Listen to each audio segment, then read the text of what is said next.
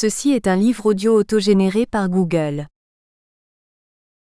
Sciences du langage, Carrefour et point de vue. Collection dirigée par Irène Fenoglio, CNRS, Paris, Item Insdulm. Et Giuseppe Dattavi, CNRS EBS. La collection Sciences du langage, Carrefour et point de vue accueille tout ouvrage offrant au lecteur une confrontation entre divers points de vue sur une même question ou notion, un même auteur, une même œuvre dans le domaine de la linguistique et des sciences du langage. Elle s'adresse aux spécialistes, étudiants, enseignants, chercheurs, comme à tout lecteur curieux de la façon dont différentes approches permettent, par la discussion, une avancée des connaissances sur le langage et les faits de langue. Parutions les plus récentes. 5. Catherine Delaruebreton. Expérience scolaire et expérience culturelle. De l'usage du paradoxe en éducation, 2012. 6. Elisabeth Richard et Claire Doquet, les représentations de l'oral chez Lagarce. Continuité, discontinuité, reprise 2012. 7. Catherine Boré et Eduardo Calil, l'école, l'écriture et la création. Études franco-brésiliennes 2013. 8. Claudine Normand et Estanislao Sofia, espace théorique du langage. Des parallèles flous 2013. 9. Laura Calabrese, l'événement en discours. Presse et mémoire sociale 2013. 10. Cécilia Gunnarssonlargy et Emmanuel Auriaclusarczk, dire. Écriture et réécriture chez les élèves. Un seul corpus, divergent discursif et méthodologie d'analyse, 2013. 11. Anne-Gaëlle Toutain, la rupture saussurienne. L'espace du langage, 2014. 12. Christophe Leblay et Gilles Caporossi, temps de l'écriture. Enregistrement et représentation, 2014. 13. Valentina Chepiga et Estanislao Sofia, dire. Archives et manuscrits de linguistes, 2014. 14. Régis Missire, dire. Approche sémantique de l'oral, 2014. 15. Dus Ablali, Semir Badir et Dominique Ducard ed. En tout genre. Normes, texte, médiation 2015. Remerciements. Je souhaiterais remercier très sincèrement les collègues, sans qui ce livre n'aurait pas vu le jour. Merci à Régine Delamotte-Legrand pour m'avoir mis le pied à l'étrier, à Laurent Gosselin, qui m'a invité il y a 15 ans à persister dans cette voie, à Jean-Paul Broncard qui suit mon travail et le critique de manière constructive depuis une vingtaine d'années, à Ekaterina Bulli pour avoir osé établir une analogie forte entre Saussure et la thermodynamique, à Wolfgang Wiljet pour les échanges à propos de syntaxe et mathématiques, à Aziz Alaoui et Cyril Bertel qui ont pris de leur temps pour aider à comprendre les approches mathématiques de l'évolution des systèmes complexes en sciences sociales, à Christelle Dodane et Alessandra Del Rey pour les discussions et les séminaires en France et au Brésil autour de la thématique générale de cet ouvrage, à Jean-Marie Prieur pour sa relecture éclairée des passages épistémologiques, à Jean-Louis Schiss pour son soutien et ses conseils, à Nathalie Auger pour tout cela et tout le reste. Citation. La nécessité de penser ensemble, dans leur complémentarité, dans leur concurrence et dans leur antagonisme, les notions d'ordre et de désordre nous posent très exactement le problème de penser la complexité de la réalité physique, biologique et humaine. Mais pour cela, à mon sens, il est nécessaire de concevoir un nouveau regard, comme l'a très bien dit Heinz von Foster. Il nous faut regarder la façon dont nous concevons l'ordre, regarder la façon dont nous concevons le désordre, et nous regarder nous-mêmes regardant le monde, c'est-à-dire nous inclure dans notre vision du monde. Edgar Morin, La complexité humaine, 1994, page 301. Introduction. Pour convaincre les sceptiques, il faudra prouver le bien-fondé épistémologique d'une linguistique dynamique et non linéaire. La TCC, théorie du chaos et de la complexité, pourrait nous permettre de dévoiler des zones de chaos derrière l'apparence d'ordre dans nos systèmes linguistiques, et peut-être qu'au centre de ce chaos, on découvrira, comme le suggère Douglas Hofstadter, un ordre caché. Jean-Marc de Waal, L'apport de la théorie du chaos et de la complexité à la linguistique, 2001, page 8. Ce livre est la première étape d'une réflexion amorcée il y a une quinzaine d'années, et la formulation d'un projet scientifique à venir. Elle est avant tout théorique et épistémologique. On ne s'attendra donc pas à des résultats quantitatifs.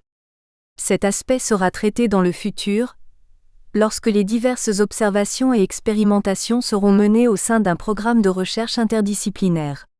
Les quelques résultats présentés ici à titre illustratif ont un statut de pré-étude, nécessaire à l'élaboration de la réflexion générale développée. L'objectif principal est donc d'ordre théorique. Il s'agit de proposer une prise en compte différente de l'acquisition du langage, non pas seulement comme une succession de moments de parole observables chez les jeunes enfants en développement, mais plutôt sous l'angle d'une dynamique d'évolution. Il n'est donc pas question d'opposer les cadres théoriques existants pour tenter d'expliquer comment les enfants apprennent à parler, mais bien d'essayer d'articuler ces cadres théoriques, chacun étant susceptible d'alimenter la réflexion globale d'une approche plus complexe. Pour ce faire, j'ai souhaité montrer les intérêts et les adéquations d'une perspective s'inscrivant à la fois dans ce qu'il est coutumier d'appeler aujourd'hui la théorie de la complexité et du chaos, et l'inscription théorique de mes travaux depuis près d'une vingtaine d'années, l'interactionnisme social. On aura peine à imaginer que réfléchir à une approche complexe dans une autre perspective, néonativiste, connexionnisme, serait tout à fait intéressant. Une approche sociale et interactionniste, en s'appuyant notamment sur les théories de l'action, permet une articulation aisée avec les notions de perturbation, entropie, rétroaction, bifurcation, en mathématiques, c'est-à-dire en adéquation avec l'idée d'un bien-fondé d'une linguistique dynamique et non linéaire. Mais le présent ouvrage n'est pas un manuel, et n'a pas fonction de rendre compte de manière détaillée de l'ensemble des approches théoriques existant en acquisition du langage. Il s'agit d'un livre programmatique proposant des pistes d'études et de recherche pour le futur. Travailler sur les dynamiques de l'acquisition du langage permet donc de dépasser certaines oppositions théoriques et épistémologiques, et permet de rapprocher et de lier différents courants scientifiques. Pour ce faire, le présent livre est composé de 3 parties. La première fait l'objet d'un retour sur l'histoire de la psycholinguistique développementale et des questionnements subséquents. Ainsi, le chapitre 1, Acquisition du langage et état des lieux, a pour objectif de retracer l'histoire des études et des observations du langage des enfants pour mieux comprendre les grands courants théoriques du XXe siècle. Cette historicité est pour nous essentielle à la compréhension et au dépassement d'un état de l'art, en ce début de XXIe siècle.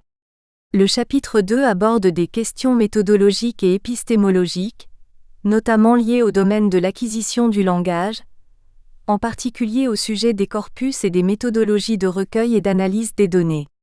Au terme de cette première partie, nous formulerons une évidence selon laquelle une rupture épistémologique est nécessaire afin de tenter de donner des réponses à certaines questions fondamentales qui restent posées.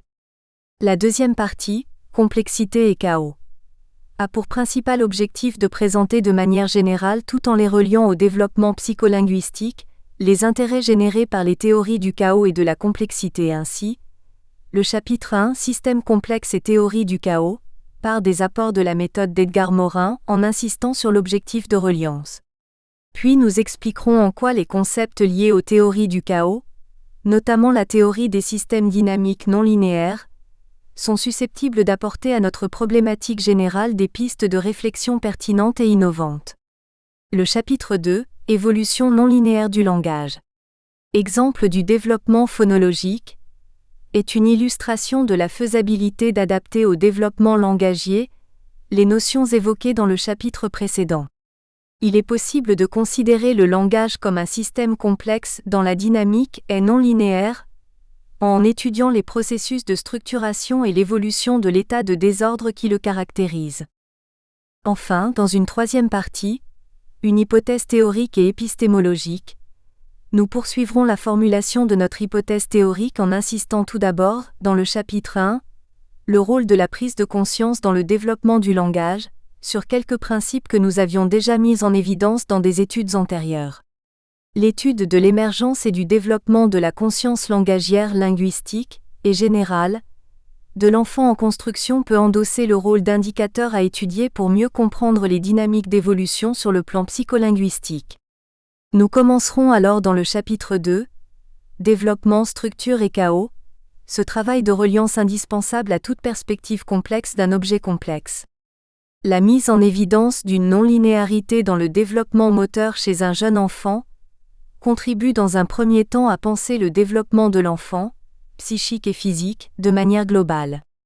Puis nous reviendrons sur le développement phonologique en insistant sur les relations internes des différentes composantes de la langue et des influences exercées entre elles. Enfin, dans le chapitre 3, du système complexe à la complexité du développement, apport des mathématiques, nous reviendrons sur l'histoire et les intérêts des relations entre mathématiques et linguistique. La reliance pourra se faire alors, au-delà d'une simple articulation interdisciplinaire, au niveau complexe des concepts utilisés, en particulier en théorie des systèmes dynamiques non linéaires, en psycholinguistique de l'acquisition, dans une perspective interactionniste. La conclusion de l'ouvrage, qui est en fait une ouverture sur le futur et les études expérimentales et quantitatives à venir pour éprouver les hypothèses, tente de montrer synthétiquement qu'au vu de l'ensemble de la réflexion avancée, il est nécessaire de réfléchir à une épistémologie nouvelle, tenant compte de la complexité et de l'évolution non linéaire de l'objet étudié pour l'acquisition du langage chez l'enfant. Penser des impensés, réfléchir à des épistémès pour mieux comprendre comment les êtres humains apprennent à parler. Envisager une complexité du développement psycholinguistique permet alors de redéfinir l'objet d'étude et entrevoir ainsi une herméneutique nouvelle. Première partie, psycholinguistique de l'acquisition. De vieilles études à l'enfant ont représenté menant d'abord une vie toute animale, gouvernée exclusivement par l'appétit, et ont tendu à prolonger assez loin cette période. Le nouveau-né apparaît comme ne sortant du sommeil que pour crier la faim. Les rapports sociaux avec les adultes se borneraient à l'appel plus ou moins bruyant. Il faut se débarrasser de ces tableaux simplistes et pessimistes. Marcel Cohen, Études sur le langage de l'enfant 1962, page 10. Chapitre 1, Acquisition du langage et état des lieux. On ne saurait dire tout ce que l'esprit acquiert en acquérant le langage. Ses impressions confuses se classent. Il en acquiert la conscience d'abord et ensuite la connaissance réfléchie. Un appareil lui est fourni avec lequel il opère comme un artisan avec ses outils. William D. Whitney, The Life of Growth of Language, 1875, page 19. Histoire et théorie. Il s'agit dans cette première section de revenir sur les principales conceptions du langage de l'enfant et de son évolution. 2 séries de travaux en psycholinguistique de l'acquisition ont déjà permis de synthétiser cette histoire des idées à travers le temps et de les analyser, Roux, 2012a, Delefosse, 2010. Il ne sera donc aucunement question ici de refaire cet immense travail, mais plutôt d'insister sur les auteurs dont l'impact intellectuel influence encore les perspectives actuelles. 1. Époque antique et médiévale. Nous distinguerons les apports de la pensée grecque puis ceux de la pensée romaine. 1. Antiquité grecque. On trouve dès le 5e siècle avant Jésus-Christ, chez Hérodote, l'idée que la langue vient aux enfants de manière innée. Roux 2012b explique cette conception notamment par l'importance de la mythologie, les dieux qui par nature dominent les humains étant naturellement dotés de leurs caractéristiques démiurgiques dès leur naissance. De manière générale, il est à noter que de toutes les idéologies influençant les désirs de comprendre les comportements humains, les croyances religieuses, à toutes les époques, ont joué et jouent parfois aujourd'hui encore un rôle prépondérant. Plusieurs périodes sont malgré tout apparues au cours des 25 derniers siècles en privilégiant une vision indépendante des religions. Ce fut par exemple le cas à la fin du 5e siècle avec Platon puis au 4e siècle avant Jésus-Christ avec Aristote, pour qui le népios ne pouvait être pourvu ni d'un logo, langage raisonné, ni dianoia, cognition avant l'âge de 7 ans. L'enfant était victime d'une vision négative de l'enfance, c'est-à-dire qu'il n'était pas mieux considéré qu'un animal ou un esclave. C'était un être informe, imparfait, un homme en devenir, stupide, sans raison, sans intelligence, mais c'est la base de la réflexion de Platon et Aristote, totalement modelable. Cette malléabilité de l'enfant explique les considérations selon lesquelles le contexte linguistique est de première importance. Parce que la langue est acquise, il faut surveiller ce à quoi l'enfant est linguistiquement exposé. Sur cette base, Aristote apporte l'explication avec la notion de mimésis. C'est cette fonction d'imitation propre à l'enfant qui implique l'attention portée à la qualité de la langue qui l'entoure, à commencer dans le foyer familial. Le fait d'imiter est inhérent à la nature humaine dès l'enfance, écrit Aristote. Roux 2012b 15. À partir de cette époque, le débat inné-acquis est donc posé et ne prendra, que provisoirement fin qu'à la fin du XXe siècle dans la confrontation entre les théories développées par Piaget et Chomsky, confère infra.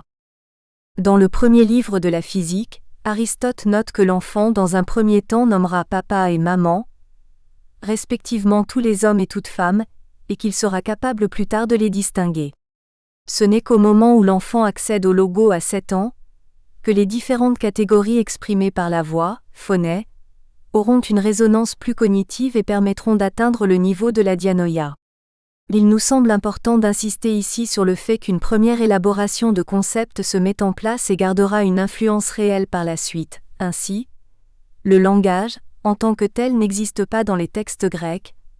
On y retrouve l'opposition langue-parole et surtout les liens étroits entre l'expression langagière et la pensée, avec déjà la double considération que l'une domine l'autre pour que celle-ci puisse évoluer, et construire ainsi un humain à part entière, par essence différent d'un enfant, d'un esclave ou d'un animal. 2. Antiquité romaine.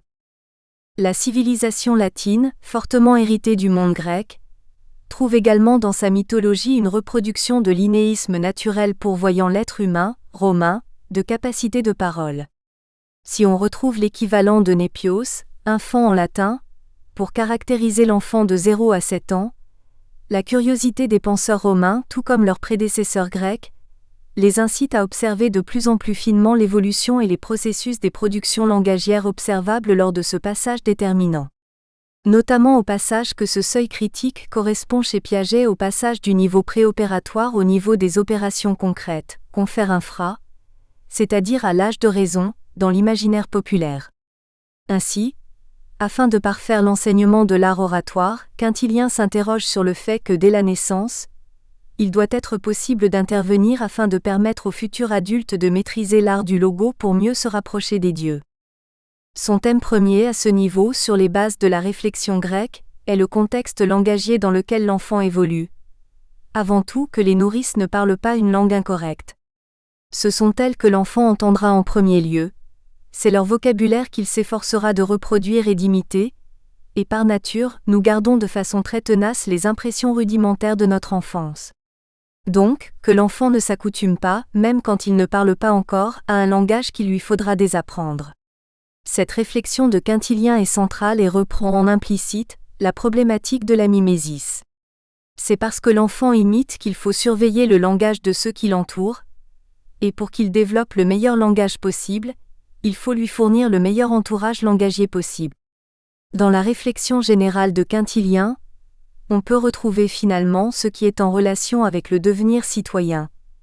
C'est-à-dire qu'il y a un lien entre la façon dont l'enfant va parler et la fonction qu'il exercera dans la cité, en tant que citoyen, dans un monde où essentiellement, les fonctions de citoyen sont liées à un exercice de la parole. Roux 2012b 17 à 18. Puis Roux 2012b, note que Stas cite explicitement son fils comme corpus d'observation et utilise le terme vagissement pour caractériser ses productions vocales, ce qui ramène le statut de l'enfant à celui de l'animal. Plus intéressant, Lucrèce note toute l'importance du geste de pointage pour pallier les difficultés à utiliser la parole articulée et malgré tout, pouvoir communiquer. Si Stas constate que son nom est le premier mot articulé par son fils, Pline l'Ancien pour sa part est le premier à signifier que l'enfant commence à articuler son premier mot à l'âge d'1 an, Horace déterminant le stade suivant avec la capacité à répéter les mots.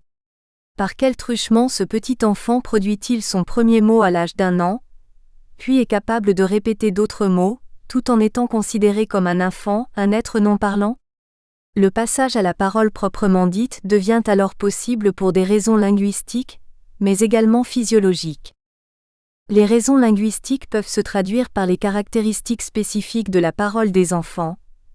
L'ensemble des phonèmes constitutifs du système phonologique de n'importe quelle langue ne sont maîtrisés par une grande majorité d'enfants que vers l'âge de 5 ans. Le développement syntaxique prend également plusieurs années, ainsi que la constitution du système lexical. Mais surtout, On sait aujourd'hui que la nature des relations avec son environnement socioculturel détermine en partie des vitesses de développement ainsi que la qualité effective de sa production langagière, confère enfant sauvage, et des compétences cognitives, Piaget. Or, dans une société qui considère l'enfant comme inférieur à l'humain, sous-entendu un individu socialement construit, il est aisé d'imaginer des interactions sociales beaucoup moins nombreuses et élaborées qu'aujourd'hui entre un enfant et les adultes évoluant dans son milieu.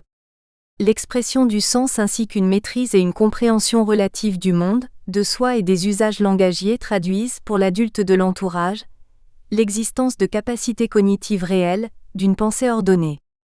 Les raisons physiologiques, quant à elles, correspondent aux grandes étapes du développement physique de l'enfant, la station debout, la coordination motrice, la motricité fine. Tous ces points sont constitutifs de la théorie de Piaget à propos du développement de l'intelligence, Piaget, 1936, 1937, 1946, mais également l'évolution de la dentition, avec notamment la présence des incisives adultes vers L', âge de 7 ans, dents nécessaires à l'articulation des consonnes dentales et alvéolaires en particulier. 3. Époque médiévale. Transition entre l'Antiquité et le Moyen Âge. Le commencement de l'ère chrétienne est principalement marqué par saint Augustin. Pour saint Augustin, la langue s'acquiert par confrontation au contexte et sans aucun effort d'apprentissage. Il nous dit encore que tout le monde a appris sa propre langue en l'écoutant constamment depuis l'enfance. Au stade le plus précoce, l'enfant développe un discipile, une connaissance qui pourra être dite. Lors de l'étape suivante, l'enfant ne se met pas immédiatement à imiter les mots et à les prononcer conformément à ceux de l'adulte. Il acquiert les sons de la langue et les règles de leur combinaison. S'ensuit alors, dans l'étape suivante, l'acquisition d'un verbum. Il en découle que l'autre apport majeur de saint Augustin est de considérer en partie la réflexion de la Grèce antique, notamment chez Platon, que l'acquisition de la langue témoigne de l'acquisition de l'arbitraire du signe, lorsque le verbum, acquis, doit restituer un discipile inné. Dans cette mise en relation, conformément à Platon, se développe l'acquisition de la mise en relation entre ces signes, définissant l'acquisition de la langue comme acquisition d'un système organisé de signes dirigé par l'organisation préexistante du discipile. Roux 2012b 20. Dans la continuité des représentations issues de l'Antiquité, peu de changements importants sont finalement à noter durant cette période. On peut s'intéresser cependant aux conséquences des parlers vernaculaires, italien, français, allemand, anglais, espagnol, pour préciser ou affiner certaines distinctions moins évidentes. En latin roux, de 012b. Mais c'est surtout l'usage techniquement plus aisé de langue écrite qui permet de fixer certains témoignages. Cependant, le Moyen-Âge s'illustre surtout sur un point. Un certain nombre d'écrits commencent à montrer que l'enfant parlait, que le langage commençait avant l'âge de raison. La plupart des enfants auxquels on attribue le langage ont au minimum 2 ans et demi, le plus souvent 3 ans et parfois 18 mois.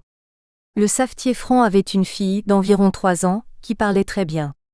Ainsi, des enfants de 3 ans peuvent déjà très bien parler, ce qui a pour conséquence de renverser progressivement, à partir des XIIe et XIIIe siècles, le rapport établi durant l'Antiquité selon lequel l'enfant ne parle vraiment qu'à l'âge de 7 ans. Adélard Lebin souligne la sensibilité de l'enfant à la musique, et Barthélemy Langlais à la voix. Roux 2012b 23. Si le roi Frédéric II est connu pour faire des expériences d'isolement d'enfants au XIIIe siècle pour rechercher quelle était la première langue de l'humanité, et donc la langue des anges, c'est à cause du traité de Salym de Adam. Les traités sur l'enfance se sont multipliés au cours de la seconde partie du Moyen Âge, grâce à des auteurs comme Gilles de Rome, Adélard Lebin ou Barthélemy Langlais. Roux cite, note toutefois qu'aucune étude n'est exclusivement consacrée au langage des enfants.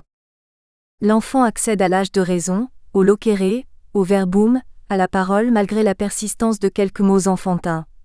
Le premier âge est enfance qui plante les dents et commence cet âge à la naissance et dure jusqu'à 7 ans. Et en cet âge ce qui est né est appelé enfant qui vaut autant et dure comme non parlant. Pour ce qu'en tel âge il ne peut pas bien parler, ne parfaitement former ses paroles car il n'a pas encore les dents bien ordonnées, ne affermesse, si comme dit Isidore et Constantin. Pour Barthélemy Langlais, XIIIe siècle, la conception de l'enfance est un problème de langue, au niveau des différences terminologiques entre le latin et le français par exemple. Mais il en garde une vision latine. Roux 2012b 23. 2. Renaissance et époque moderne. 1. Renaissance. La Renaissance se caractérise par la construction d'une pensée humaniste dont le principal vecteur est la connaissance. Les questions d'éducation y tiennent alors une place fondamentale et l'acquisition du langage en tant que tel ne jouit d'aucun apport majeur. Erasme dans son De Pueris reprend l'idée du tout constructivisme. L'enfant est une matière à modeler comme un morceau de cire molle. La question du rôle de la mimésis déjà abordée dans la pensée antique se trouve alors resituée et sert d'argument, en situation d'enseignement et d'éducation, en faveur de l'importance de la parole adulte comme modèle nécessaire à la construction de la parole enfantine. 2. Âge classique. Le contexte intellectuel du XVIIe siècle vient le plus souvent contrebalancer certaines innovations du siècle précédent et permet ainsi la réémergence des pensées de l'Antiquité, notamment grecques. Depuis l'imprimerie et la constitution des premiers dictionnaires de langue, le lexique concernant le langage de l'enfant tend à être précisé et invite à revenir à l'observation pour affiner toujours les étapes et le fonctionnement de la parole de l'enfant. Héroard, qui fut le médecin du jeune Louis XIII, tint un journal dans lequel il notait ses observations quotidiennes, ce qui constitue au final un corpus d'une grande richesse, à propos notamment du développement du langage du futur roi de France. Ce travail conséquent rassemble des notes sur les activités du dauphin presque chaque jour, notamment en ce qui concerne le développement de son langage, avec des transcriptions semi-phonétiques. On peut y observer le développement du babillage, des premiers mots, des phonèmes, du lexique, de la syntaxe de façon minutieuse. Ce témoignage ne prend pas de parti particulier au niveau théorique. La quasi-totalité des éléments du développement langagier sont présents. Cependant, malgré quelques autres témoignages, comme dans la correspondance de Madame de Sévigné, 1626 à 1696, qui parle du langage de ses petits-enfants, très peu de mise en scène ou de retranscription de paroles enfantines ont été faites. Roux 2012b 25. Fort logiquement, le débat inné-acquis ressurgit tout comme dans la pensée grecque et se cristallise à la fin du siècle. Ainsi Cordemoy, 1666, défendra-t-il une vision rationnelle en invoquant un développement édicté par un innéisme naturel, tandis que Locke, 1690, inscrira sa pensée dans la continuité du XVIe siècle, s'appuyant sur la nécessité de l'apprentissage ex nihilo du langage et de la pensée. Cette opposition de courants d'idées aboutira à la dialectique entre cartésianisme et sensualisme. 3. Le siècle des Lumières. Au XVIIIe siècle, l'encyclopédie de Diderot et d'Alembert est l'élévation de la pensée philosophique cherchant à se distancer des idéologies religieuses, conduite à réfléchir toujours de manière plus précise sur l'émergence et le développement de la parole de l'enfant. Tout d'abord, Dumarsais et Bosé ont le mérite de rendre son travail plus technique et descriptif au niveau de l'acquisition du langage. Plus spécifiquement, Bosé, 1717 à 1789, par exemple, livre une explication incluant le développement phonologique de l'enfant dans le second article et le second paragraphe de l'article langue. Un second ordre de mots, où toutes les langues ont encore une analogie commune et des ressemblances marquées, ce sont les mots enfantins déterminés par la mobilité plus ou moins grande de chaque partie organique de l'instrument vocal, combinée avec les besoins intérieurs ou la nécessité d'appeler les objets extérieurs. En quelque pays que ce soit, le mouvement le plus facile est d'ouvrir la bouche et de remuer les lèvres, ce qui donne le son le plus plein A, et l'une des articulations labiales B, P, V, F ou Monsieur. De là, dans toutes les langues, les syllabes AB, PA, AMMA sont les premières que prononcent les enfants. De là viennent papa, maman et autres qui ont rapport à ceci. Buffon 1707 à 1788, quant à lui, livre une réflexion dans laquelle il considère que les enfants ne parlent qu'à 2 ans et demi. De ce point de vue, il ne s'agit plus du tout au niveau de l'histoire de la pensée de la notion antique d'enfant. Il y a des enfants qui à 2 ans prononcent distinctement et répètent tout ce qu'on leur dit, mais la plupart ne parlent qu'à 2 ans et demi et très souvent beaucoup plus tard. Roux 2012b 7. Avec Herder, Rousseau et Diderot notamment, l'objet acquisition du langage devient source d'une réflexion épistémologique.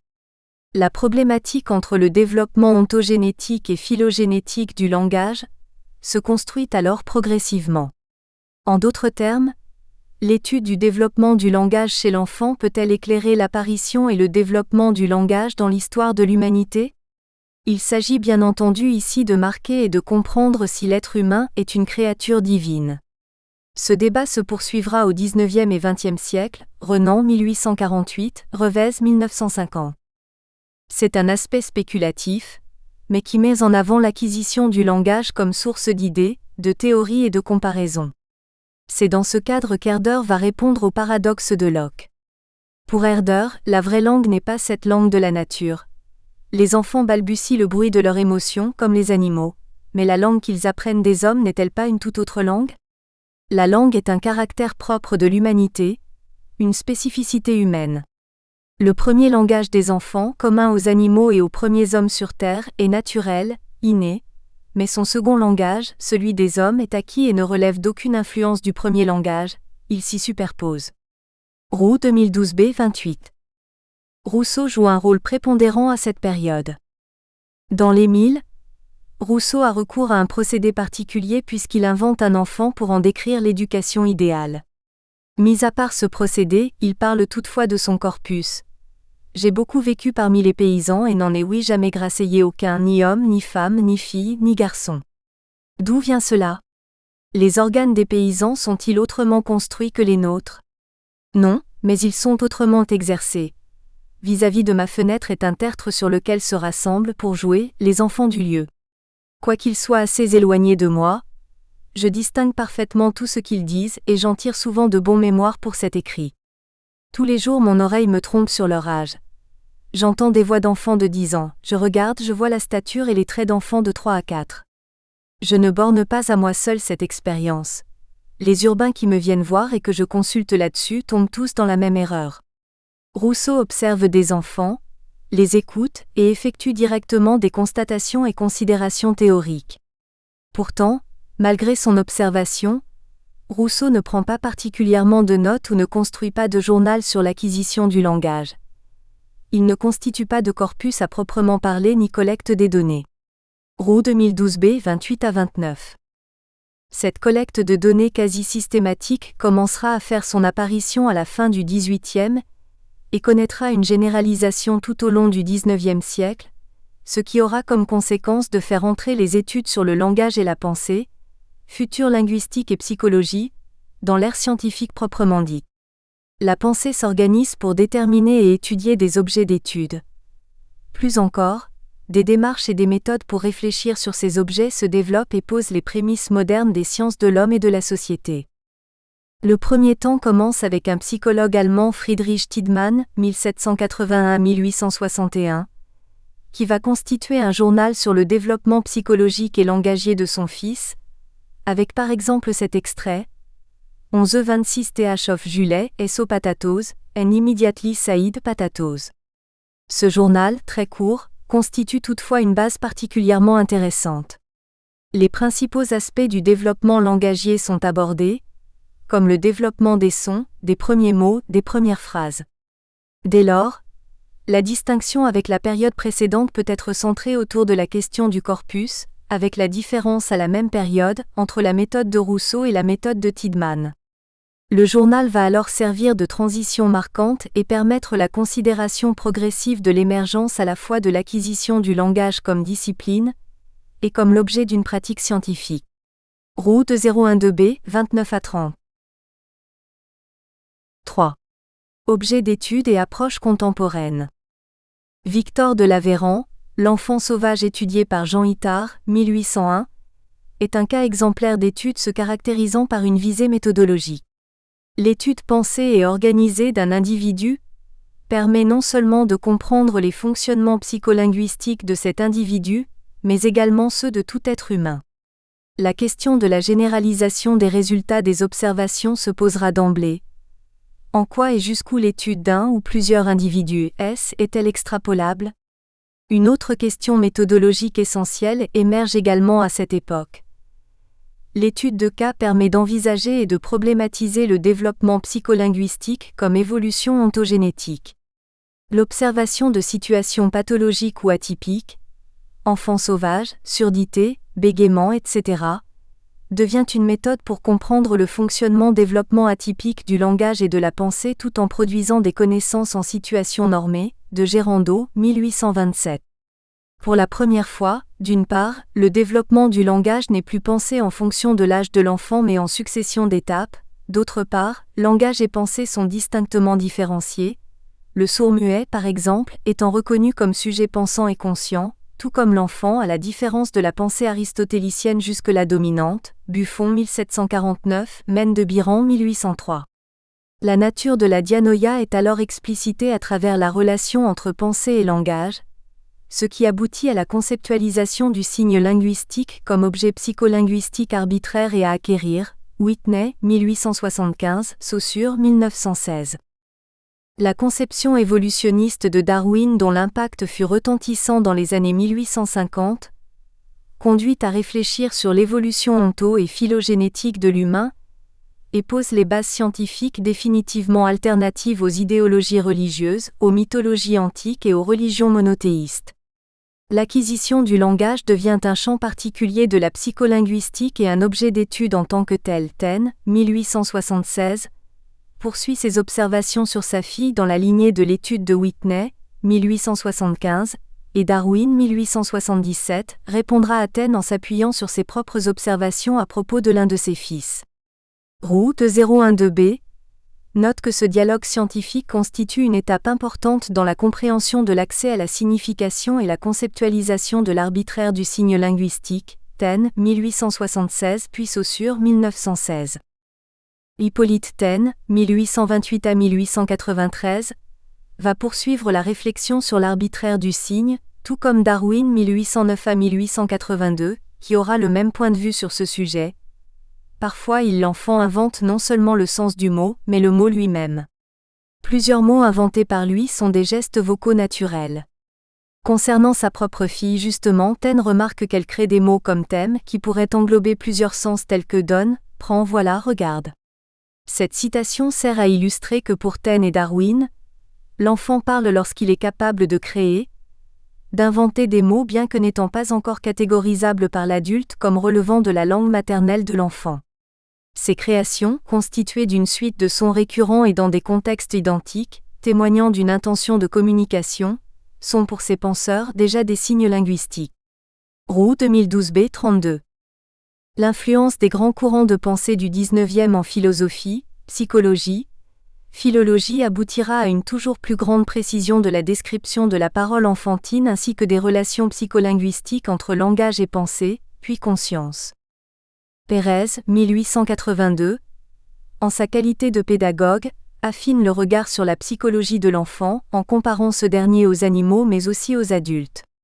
Il propose alors différentes entrées en étudiant les émotions, la mémoire, la motricité et l'association des idées. Ce dernier point sera également l'un des objectifs de Sully, 1886, qui s'inscrit en ligne directe des travaux de Taine, 1876, ou Darwin, 1877, et met notamment en évidence le processus d'analogie dans la construction du sens, mais aussi des procédés de corrélation et de dénotation dans le raisonnement de l'enfant. Preyer, 1882, revient sur la question de ce qui est de l'ordre de la nature et de ce qui est le résultat d'un apprentissage dans l'apprentissage des activités langagières chez l'enfant. L'ouvrage de W. Preyer fonde la recherche psychologique du développement de l'enfant. Il s'appuie sur les méthodes des sciences de la nature pour observer tous les aspects du développement mental de l'enfant. Sur le plan théorique, il souligne l'importance de l'entourage dans le processus d'acquisition. Même si l'enfant prononce spontanément des sons, c'est grâce aux réactions de l'entourage que leur sens se spécifie. Il s'oppose donc aux interprétations interventionnistes de H. Taine et de C. Darwin. Delfosse 2010/114. Preyer 1882 défend ainsi l'idée d'une hérédité et d'un déjà là chez l'enfant au moment de sa naissance. Il est également l'un des premiers psychologues à préconiser une méthodologie d'observation qui aboutira notamment à la tenue de journaux. Il est vrai que l'étude chronologique des progrès psychiques durant les 2 premières années offre de grandes difficultés, à cause de l'enregistrement quotidien d'observations, lesquels ne peuvent se faire que sur l'enfant même dans sa chambre. Je suis cependant arrivé à tenir un journal s'étendant de la naissance de mon fils, jusqu'à la fin de la 3e année.